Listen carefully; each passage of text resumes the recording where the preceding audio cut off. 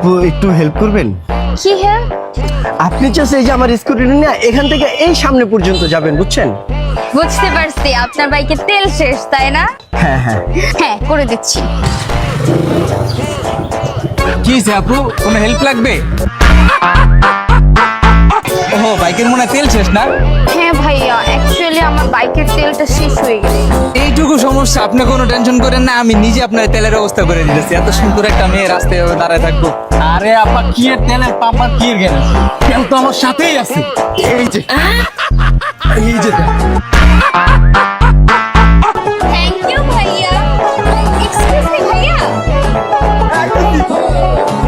এই যে আপনার তেল। Thank you. দেখি দেখি একটু। Thank you.